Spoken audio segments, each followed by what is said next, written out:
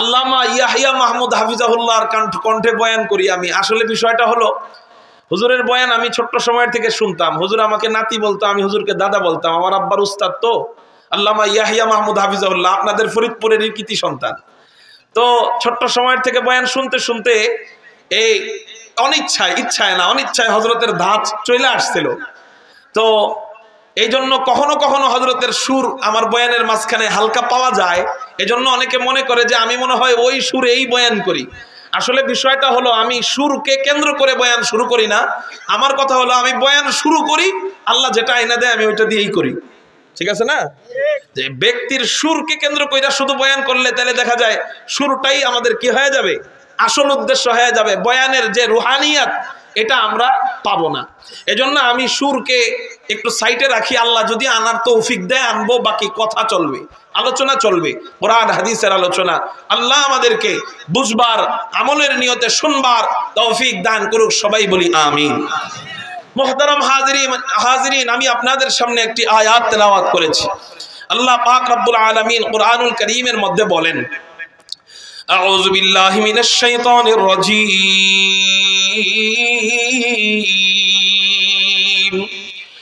বিসমিল্লাহির রহমানির রহিম,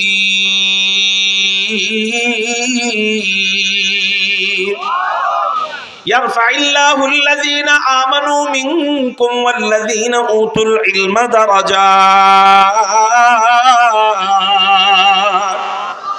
আল্লাহ পাক রব্বুল আলামিন বলেন, যারা ঈমান এনেছে এবং ইলম প্রাপ্ত হয়েছে। এখানে দুইটা গুণের কথা বলা হলো।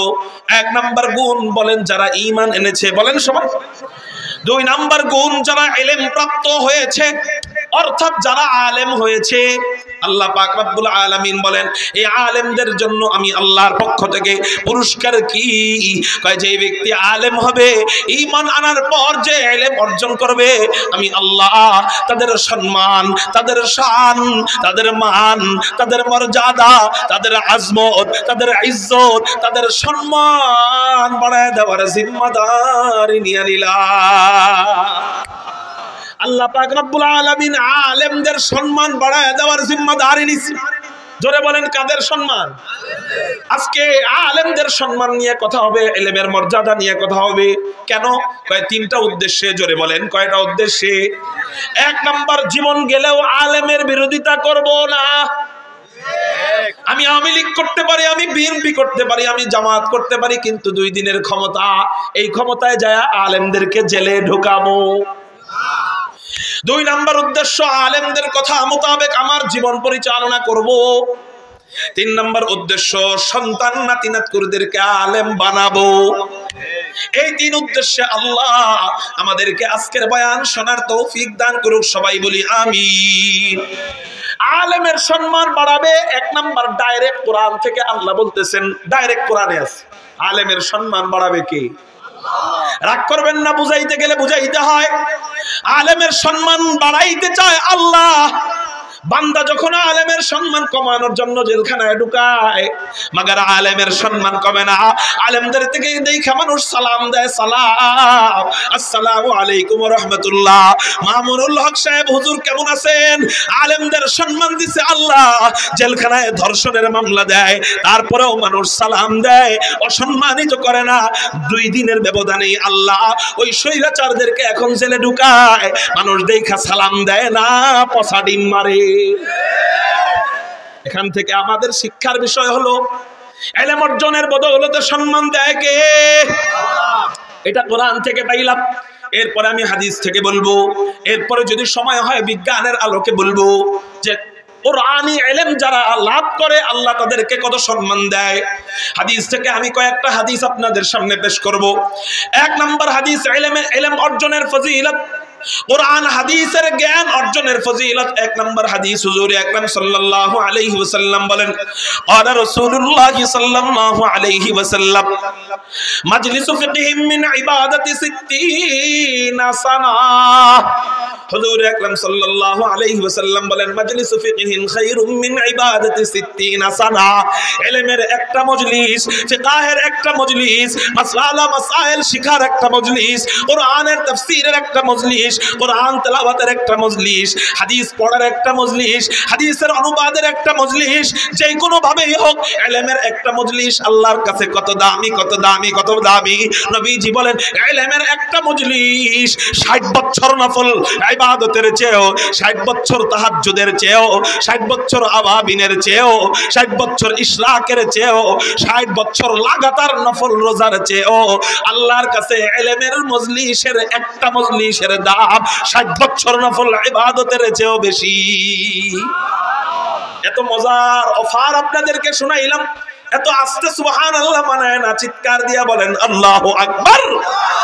अल्लाह अल्लाह क्या मज़ा मुर्शिद के मैं खाना में है, अल्लाह अल्लाह क्या मज़ा मुर्शिद के मैं खाना में है, दोनों आलम की हकीकत एक पैवाने में है, दोनों आलम की हकीकत एक पैवाने में है।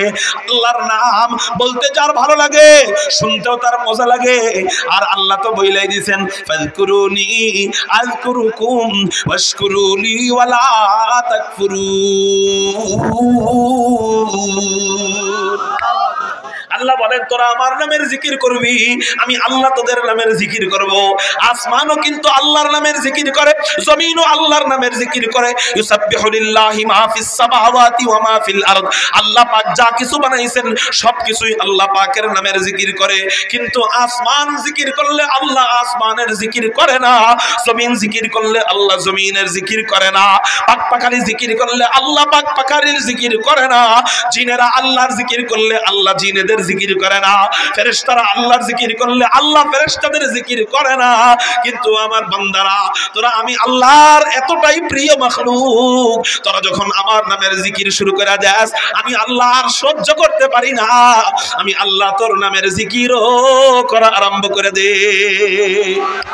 এজন্যই নবীজি বলেন আল্লাহর জিকির যে একা একা করবে আল্লাহ তার জিকির একা একা করেন, আর যে ব্যক্তি ভরা মজলিসে আল্লাহর জিকির করে আল্লাহ ফেরেশতাদেরকে ডাক দিয়া বিশাল বড় মজলিস কায়েম করে, এই মজলিসের সামনে আল্লাহ বান্দা বান্দা বান্দা বইলা জিকির আরম্ভ করে দেয়। এখন বলেন তাহলে আমাদের এই মজলিসটা কি খালি মজলিস না ভরা মজলিস? তাহলে ভরা মজলিসে আল্লাহর নামের জিকিরের সুযোগ আসলে দেরি করব না, শুধু ইশারা দিব, আল্লাহু আকবার বলে চিৎকার দিব, আর জোরে পারবো তো ইনশাআল্লাহ। তো বলতেছিলাম ইলমের একটা মজলিস, এই যে এই মজলিসটা কিসের মজলিস? ইলমের না? মাদ্রাসায় ছাত্ররা ক্লাস করে কিসের মজলিস? ইলমের মজলিস। এটা 60 বছর নফল ইবাদতের চেয়েও দামি। কালকে বাড়ি যায় সুবহানাল্লাহ বলেন। এই জন্য আমাদের এক উস্তাদ ছিলেন, ওনাকে আমরা সুন্নতি হুজুর বইলা চিনতাম। সুন্নতি হুজুর কেন বলতাম? বলে একদিনও কখনো দেখি নাই তাহাজ্জুদ নামাজ মিস দিতে, জীবনেও কখনো দেখি নাই ইশরাক নামাজ মিস দিতে, কখনোই দেখি নাই চাশ নামাজ মিস দিতে, কখনোই দেখি নাই আসরের আগে 4 রাকাত সুন্নত নামাজ মিস দিতে, কখনোই দেখি নাই ইশারের আগের 4 রাকাত সুন্নত নামাজ মিস দিতে। কিন্তু মাগরিবের পরে ওনার একটা ক্লাস ছিল, ওনার একটা ঘন্টা ছিল, উনি কখনোই মাগরিবের পরে সুন্নত নামাজের পরে আওয়াবিন পড়তেন না, সাথে সাথে ক্লাসে চলে আসতেন। তো একদিন ছাত্ররা প্রশ্ন করে বসলো, হযরত অন্যান্য উস্তাদদের ক্ষেত্রে আপত্তি নাই, কারণ অন্যান্য উস্তাদ সবাই তো তাহাজ্জুদ পড়ে না, সবাই তো আর ইশরাক পড়ে না, সবাই তো চাষ করে না, কিন্তু আপনি যেহেতু পড়েন এই জন্য আমরা আপনাকে প্রশ্ন করতে চাই, হযরত কখনোই দেখি না মাদ্রাসা খোলা অবস্থায় আপনি আওয়াবিন নামাজ পড়েন, আপনি কেন আওয়াবিন নামাজ পড়েন না? হযরতে জবাব দিলেন, বাবা আওয়াবিন নামাজের অনেক সওয়াব, আওয়াবিন নামাজের অনেক ফজিলত, আওয়াবিন নামাজ অনেক দামি, কিন্তু তোমার কাছে 2টা টুকরা রাখা হইলো, একটা টুকরা হলো স্বর্ণের টুকরা, আরেক টুকরা হলো হীরার টুকরা, যে কোনো একটাকে পছন্দ করেন তোমাকে নিতে বলা হইলো, তুমি নিবা কোনটা? তাই বলে স্বর্ণের দাম কম? স্বর্ণের দাম কম না, বেশি, কিন্তু হীরা যখন আইসা যায় আপনার সামনে তখন আপনি নেবেন কোনটা? হীরা। কয় বাবা রে, আমি যদি 15 মিনিট 20 মিনিট আওয়াবিন নামাজ 6 রাকাত পড়ি, আল্লাহ আমাকে অনেক অনেক অনেক বেলা হিসাব সওয়াব দান করবেন, অকল্পনীয় সওয়াব দান করবেন, এটার সওয়াব অনেক বেশি। কিন্তু বাবা এটার সওয়াব আমি পাবো 20 মিনিটের সওয়াব, যেই কয় মিনিট আমি নামাজ পড়বো ওই কয় মিনিট সওয়াব, নামাজ শেষ তো সওয়াব বন্ধ হয়ে যাবে। কিন্তু বাবা আমি যদি ওই আমার সামনে আরেকটা অফার আছে, সেই অফার হলো মাজলিসু ফিকহিন খায়রুম মিন ইবাদাতি 60 সানা। আমি যদি তোমাদেরকে আইসা এই ইলমের মজলিসে কিছুক্ষণ সময় দেই, 10 মিনিট সময় বাড়ায়া দেই, 20 মিনিট সময় বাড়ায়া দেই, এই 20 মিনিট এখানে শেষ হয়ে যাবে, মাগার আমার এটার সওয়াব কত হবে? কয় 60 বছর লাগাতার আওয়াবিন নামাজের চেয়েও আমার এখানের 20 মিনিট সময় দেওয়ার সওয়াব আল্লাহর কাছে আমি বেশি পেয়ে যাব। একটা মজলিসের সওয়াব কয়টা? আলহামদুলিল্লাহ আমাদের মাদ্রাসা ছাত্ররা ফজরের আগেও এই ইলমের মজলিস কায়েম করে, ফজরের পরেও ইলমের মজলিস কায়েম করে, জোহরের আগেও ইলমের মজলিস কায়েম করে, জোহরের পরেও ইলমের মজলিস কায়েম করে। অনেক মাদ্রাসায় আসরের পরেও ইলমের মজলিস দেখবেন কিছু ছাত্ররা খেলে আর কিছু ছাত্ররা মসজিদে বসে বসে পড়ে। আবার মাগরিবের পরেও ইলমের মজলিস কায়েম করে, ঘুমানোর আগ পর্যন্ত ইলমের মজলিস কায়েম করে। একটা মজলিস যদি 60 বছর নফল ইবাদতের চেয়েও দামি হয়, আপনার আমার সন্তান যদি মাদ্রাসায় পড়ে, এই মাদ্রাসার সন্তানটা একটা দুইটা মজলিস নয়, মক্তবে পড়া থেকে নিয়ে ফারেগ হওয়ার আগ পর্যন্ত লক্ষ লক্ষ ইলমের মজলিস কায়েম হয়ে যায়।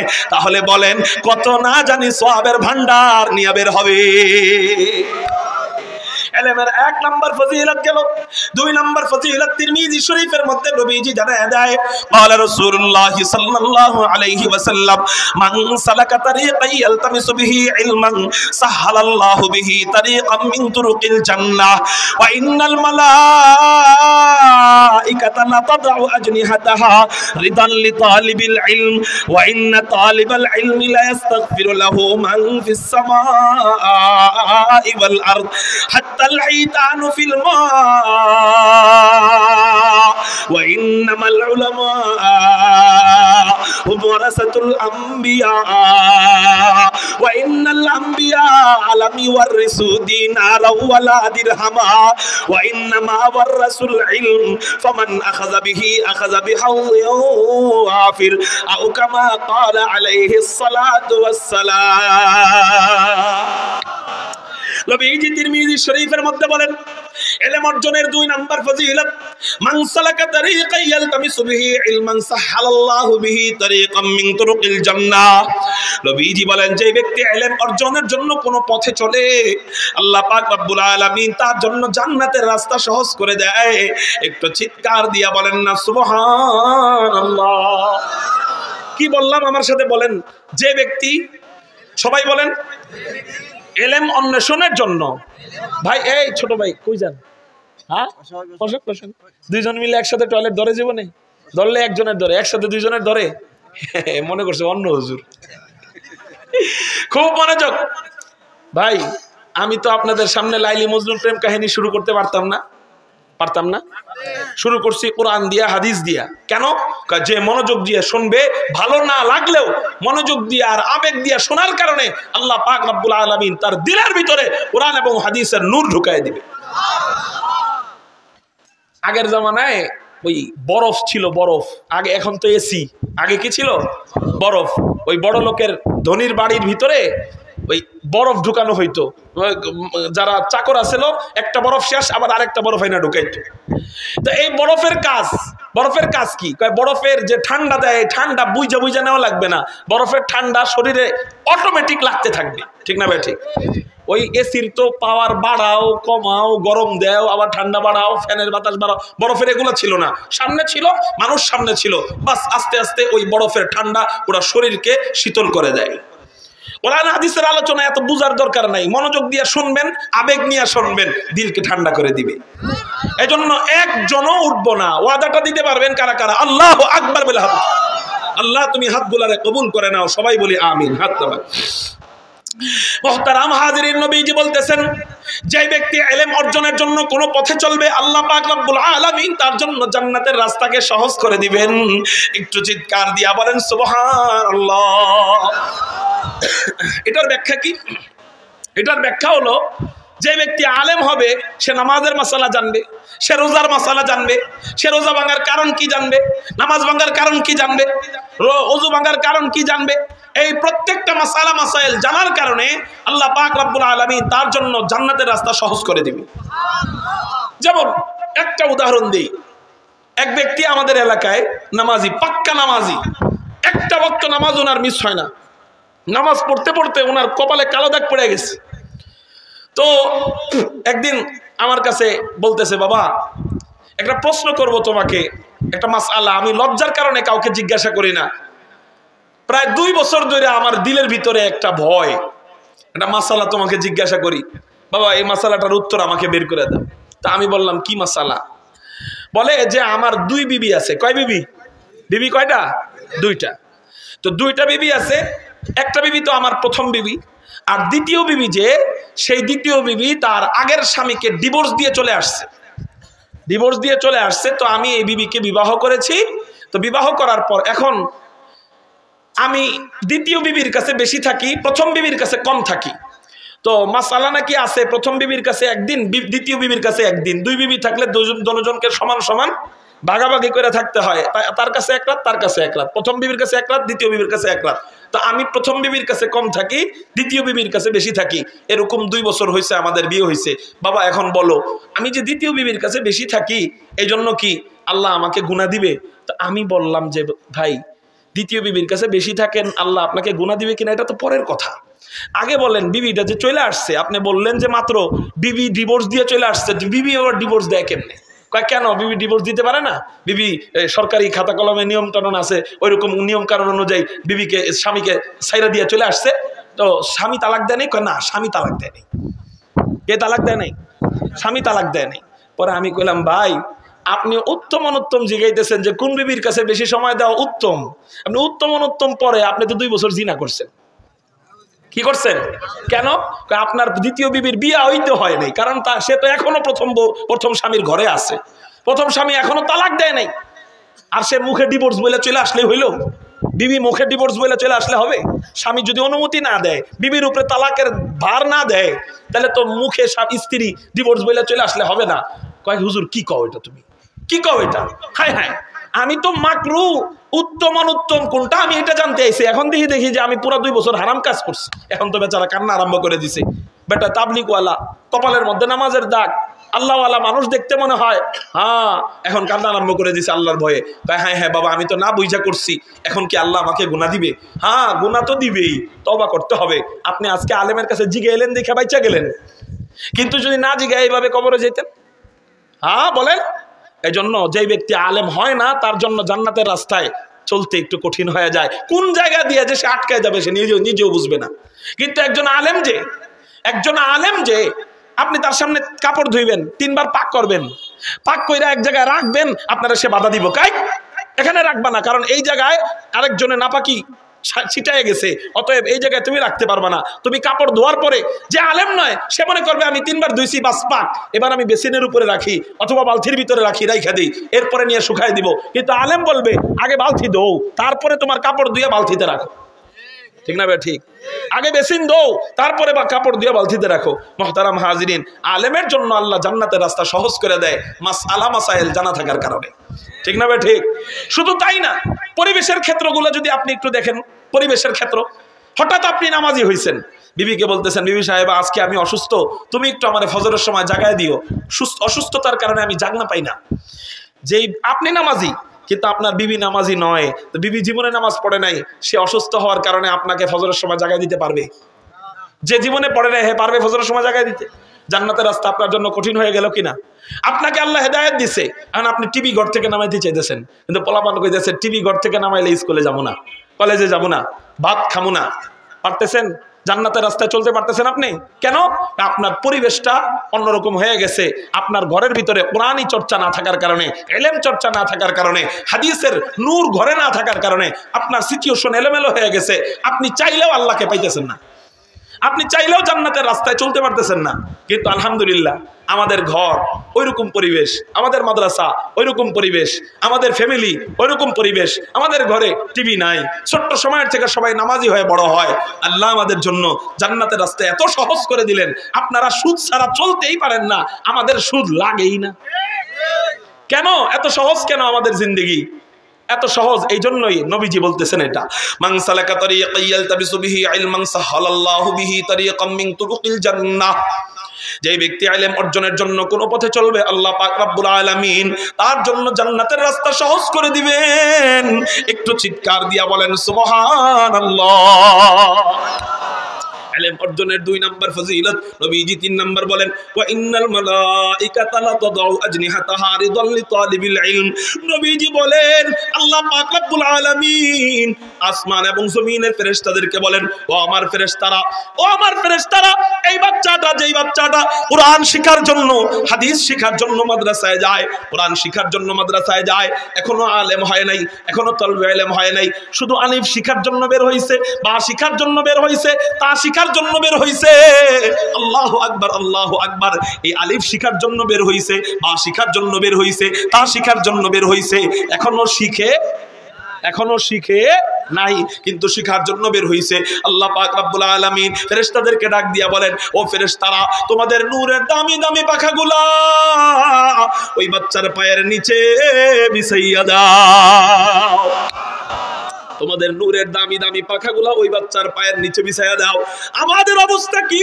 আমাদের অবস্থা হলো আমাদের সন্তান বিসিএস ক্যাডার হইছে, লাল গালিচার উপর দিয়া হাইটা হাইটা যায়, আমরা মনে মনে বলি এই চিনো আমাকে কে? ভাই কে তুমি? আমার সন্তান বিসিএস ক্যাডার হইছে, লাল গালিচার সংবর্ধনা পায়, তো লাল গালিচার সংবর্ধনা পায় এই জন্য আমি সমাজে গর্বিত হয়ে যাই। ওই লাল গালিচার উপর দিয়া সন্তান হাইটা যায় এই জন্য তুমি গর্বিত, তাই না? অথচ লাল গালিচার কি দাম? কয়েকগুলি স্থানের হকাররা এই লাল গালিচা পাপোশের সাইজে কাইটা 20 টাকা 25 টাকা 30 টাকা দিয়া পাপোশ হিসাবে বিক্রি করে। এবার আপনারা বলেন 30 টাকার পাপোশ ধনীরা নেয় না ফকিন্নিরা নেয়? সবাই বলেন ফকিন্নিরা নেয়। কয় ধনীরা কি নেয়? কয় ধনীরা 500 টাকার পাপোশ কিনে, ভালো ভালো গালিচা কিনে, আর গরিবরা কি কিনে? কয় 30 টাকার পাপোশ কিনে। আচ্ছা তোমার পোলায় কোন গালিচার উপর দিয়ে হাঁটে? কয় ফকিন্নির পাপোশের উপরে হাঁটে। ঠিক না বে ঠিক? এই জন্য তুমি এত খুশি তোমার পোলায় ফকিন্নির পাপোশের উপরে হাঁটে, এটার নাম লাল গালিচা, এই জন্য তুমি এত খুশি। আলহামদুলিল্লাহ, আলহামদুলিল্লাহ। আমাদের সন্তানরা কিসের উপর দিয়ে হাঁটে? আমাদের সন্তান 7 আসমান এক পাল্লায়, 7 জমিন এক পাল্লায়, 7 আসমান এবং জমিনের মাঝখানে যা যা যা যা কিছু আছে সব সম্পত্তি এক পাল্লায়, আর এক পাল্লার মধ্যে ফেরেশতাদের নূরের একটা মাত্র পর রাখা হবে। কয়টা পর? সম্পূর্ণ পাখা না, একটা মাত্র পর। ফেরেশতার নূরের পাখা একটা মাত্র পর আরেক পাল্লায় রাখা হবে। আল্লাহ পাকের জাত ও ইজ্জতের কসম করে বললেও ভুল হবে না, 7 আসমান 7 জমিনের চেয়েও ফেরেশতার একটা নূরের পাখার দাম আল্লাহর কাছে কোটি গুণ বেশি। আর আসতে বলেন সুবহানাল্লাহ। এই বাচ্চাটা আপনার আমার পায়ের নিচে, আপনার আমার বাচ্চার পায়ের নিচে ফেরেশতাদের নূরের পাখা থাকবে। ইলম অর্জনের 3 নম্বর ফজিলত বলে ফেরেশতাদের নূরের পাখা আপনার আমার বাচ্চার পায়ের নিচে থাকবে। ইলম অর্জনের 4 নম্বর ফজিলত, আল্লাহু আকবার, হুজুর আকরাম সাল্লাল্লাহু আলাইহি ওয়াসাল্লাম তিরমিজি শরীফের মধ্যে জানায়া যায় ওয়া ইন্না তালিবাল ইলমি লা ইস্তাগফিরু লাহু মান ফিস সামাই ওয়াল আরদ হাত্তা আল হিতানু ফিল মা। হুজুর আকরাম সাল্লাল্লাহু আলাইহি ওয়াসাল্লাম বলেন তালবে ইলম যে ইলম অর্জনের জন্য ঘর থেকে বের হয়, যে মাদ্রাসার ছাত্র হয়, যে ইলম শিখে, যে কোরআন শিখে, যে আলিফ বাতা শিখে, যে এই বাচ্চাটা কত দামি, কত দামি, কত দামি। সমাজের কাছে বোঝা হইতে পারে, সমাজ ওরে ভালো চোখে দেখতে নাও পারে, সমাজ ওরে বদনাম করতে পারে, সমাজ ওর গীবত করতে পারে, সমাজ ওরে তুচ্ছ জানতে পারে, ওর মা বাবা ওরে বোকা মনে করতে পারে। হযরত মা বাবা আবার বোকা মনে করে কিনা? আমি বলবো করে না। মানে মা বাবার 4টা সন্তান হইলে যেটা সবচেয়ে বলদ মার্কা পোলা ওইটারে নিয়ে মাদ্রাসায় দেয়, বোকা ভাবছে দেখে মাদ্রাসায় দিছে। ওরে দ্বারা কিছু হবে না, ওরে দ্বারা দেশের কোনো উপকার হবে না, জাতির কোনো উপকার হবে না, ওর নেতাও হইতে পারবে না, ওর সেনাবাহিনীও হইতে পারবে না, ও গম চোর, টিন চোর, আলু চোর, তেল চোর, পাকিস্তানের মুরগি চোর হইতে পারবে না। এটারে দিয়ে কাজ হবে না, বলদ মার্কা, এটারে মাদ্রাসায় দেই। ঠিক না ভাই? ঠিক। আল্লাহু আকবার, আল্লাহু আকবার। আমাদের অবস্থাগুলো এমনই, যেটা সবচেয়ে বোকা ওটারে আমরা মাদ্রাসায় নিয়ে দেই। কিন্তু আলহামদুলিল্লাহ আল্লাহ পাক রব্বুল আলামিনের খাস মেহেরবানিতে, কুরআনের ইলমের বরকতে, হাদিসের ইলমের বরকতে আল্লাহ কুরআনে জানায় দেয় ওয়াল কুরআনিল হাকীম। কুরআন হিকমত ওয়ালা, এই কোরআন যে পড়ে আল্লাহ তাদেরকেও হিকমতওয়ালা বানায় দেয়। এই কোরআন যারা পড়ায় আল্লাহ তাদেরকেও হিকমতওয়ালা বানায় দেয়। এই কোরআনের বদৌলতে, হাদিসের বদৌলতে এই ছোট বাচ্চা ছোট্ট সময় বোকা ছিল, কিন্তু বড় হওয়ার পর আল্লাহ পাক রব্বুল আলামিন এতটা জেহেন বাড়ায় দেয়। আপনারা বিশ্বাস না হইলে আজকে বাড়িতে যাইবেন, ইউটিউবে সার্চ দিবেন আলেমদের টক শো। কাদের টক শো? আলেমদের তর্ক যুদ্ধ, আলেমদের টক শো দেখবেন আপনারা। বড় বড় চ্যানেলের সামনে ৭১ টিভি বলেন, ওই যমুনা টিভি বলেন, সময় টিভি বলেন, এরকম বড় বড় চ্যানেলের সামনে একজন আলেমকে ডাকা হয়েছে। একজন আলেম এক সাইডে, আরেক সাইডে ৪-৫ জন বড় বড় মুরগি চোরের মতো বুদ্ধিজীবীরা, বড় বড় বুদ্ধিজীবীরা ৪-৫ জন একসাথে বসা। একজন আলেমকে এমন ভাবে নাস্তানাবুদ করে, একজনে হাইরা যায় আরেকজন শুরু করে, উনি কথা শেষ করতে না করতে আরেকজন শুরু করে। আলেমদেরকে কথা বলতে দেয় না। ওরা জনগণকে বুঝাইতে চায় আমরা বুদ্ধিজীবী, কিন্তু আলহামদুলিল্লাহ সুম্মা আলহামদুলিল্লাহ একজন সরল সোজা আলেম ওই জায়গায় যায় যখন বসে, কোরআনের বদৌলতে, হাদিসের বদৌলতে আল্লাহ এমন ভাবে তাদেরকে সাহায্য করে, আল্লাহ পাক রব্বুল আলামিন তাদের সিনাটা খুইলা দেয়, তাদের জেহেনটা খুইলা দেয়, এমন ভাবে তাদেরকে তর্ক যুদ্ধ দিয়া পেছায়া দেয়, বড় বড় মুরগি চোরদের পায়জামা পর্যন্ত গরম হয়ে যায়। আপনারা বিশ্বাস না হইলে দেখবেন কোন আলেমের সাথে এরা পারে না। কেন পারে না? কেন পারে না? কোরআন যার সিনায় আছে, এদেরকে দুনিয়া, আরে ব্রিটিশরাও এদের কাছে হার মানে। ওলামায়ে দেওবন্দের কাছে কারা হার মানছে? ব্রিটিশরা হার মানছে। একটা ঘটনা আপনাদেরকে শোনাই। শামিলের যুদ্ধের সময় 1857 সালে শামিলের যুদ্ধ হয়, ব্রিটিশ খেদাও আন্দোলন। এই যুদ্ধের আমিরুল মুজাহিদিন ছিলেন হযরত হাজী এমদাদুল্লাহ মুহাজিরে মক্কি রাহমাতুল্লাহি আলাইহি। এই যুদ্ধের সিপাহ সালার ছিলেন হযরত কাসিমুল খায়রাত ওয়াল উলুম কাসিম নানুতুবি রাহমাতুল্লাহি আলাইহি। এই যুদ্ধের জাস্টিস বিচারক ছিলেন ইমামে রাব্বানী হযরত রশিদ আহমদ গাঙ্গুহি রাহমাতুল্লাহি আলাইহি। এই 1857 সাল যুদ্ধের পর গ্রেফতারির পরোয়ানা জারি হয়। এই 3 বুড়াকে গ্রেফতার করতে হবে। 1 নাম্বার হযরত আমিরুল মুজাহিদিন হাজী এমদাদুল্লাহ মুহাজিরে মক্কিকে গ্রেফতার করা হবে। 2 নাম্বার রশিদ আহমদ গাঙ্গুহিকে গ্রেফতার করা হবে। 3 নাম্বার হযরত কাসিম নানুতুবি কাসিমে সানি था और जिल्ले वलीउल्लाह था, कासिमे सानी था और जिल्ले वलीउल्लाह था, वो खुदा के सरजमी में हुज्जत इस्लाम था, वो खुदा के सरजमी में हुज्जत ইসলাম থা। কারো জবান যেন বন্ধ থাকে না, চিৎকার দিয়া বলি না আল্লাহু আকবার। কাসিম নানুতুবি দারুল উলুম দেওবন্দ মাদ্রাসার প্রথম মুহতামিম, প্রতিষ্ঠাতা, পরিচালক, ওনার নাম হযরত কাসিম নানুতুবি রাহমাতুল্লাহি আলাইহি। এই কাসিম নানুতুবিকে গ্রেফতার করার জন্য ইংরেজের পুলিশ বাহিনী দেওবন্দ এলাকায় গেছে। যাওয়ার পর তখনও দেওবন্দ মাদ্রাসা হয় নাই, দারুল উলুম দেওবন্দ মাদ্রাসা তখনও হয় নাই। তখন একটা মসজিদ ছিল ওই জায়গায়, ওই মসজিদের নাম হলো সাত্তা মসজিদ। জোরে বলেন কি মসজিদ? এই মসজিদে ঝাড়ু দিতেছিলেন কে? ঝাড়ু দিতেছেন ইংরেজ বিরোধী আন্দোলনের 1 নাম্বার সিপাহ সালার। সিপাহ সালার ঝাড়ু দিতেছে, মানে বর্তমান বাংলাদেশের ওয়াকারুজ্জামান আছে না, সেনাবাহিনীদের প্রধান ওয়াকারুজ্জামান। এই ওয়াকারুজ্জামান যদি দেখেন গ্রামের মসজিদ ঝাড়ু দেয়, তা আপনি যদি স্বাভাবিক পোশাকে তাকে দেখেন ঝাড়ু দেয়, আপনার দেখে বিশ্বাস হবে এটা কি ওয়াকারুজ্জামান না এর চেহারার অন্য কেউ? প্রথমে বিশ্বাস হইতে চাবে না। আল্লাহু আকবার। এই বাংলাদেশ তো ছোট, তখন বাংলাদেশ, ভারত, পাকিস্তান একসাথে 3টা ছিল এত বড় রাষ্ট্রের। এই ব্রিটিশদের বিরুদ্ধে আন্দোলনের 1 নাম্বার সিপাহ সালার হযরত কাসিমুল খায়রাত ওয়াল উলুম কাসিম নানুতুবি রাহমাতুল্লাহি আলাইহি দারুল উলুম দেওবন্দের সাত্তা মসজিদ ঝাড়ু দিতেছেন। এই মুহূর্তে ইংরেজের পুলিশ বাহিনী উপস্থিত, যায় বলতেছেন এ মিয়া মৌলভী কাসিম কাহা, মৌলভী কাসিম কোথায়?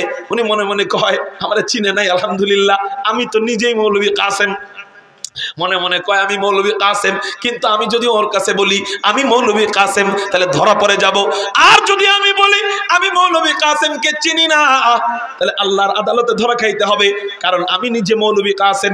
সত্য বললে ওর কাছে ধরা, মিথ্যা বললে আল্লাহর কাছে ধরা। কি করা যায়? কি করা যায়? কয় আল্লাহ পাক কোরআনুল কারীমের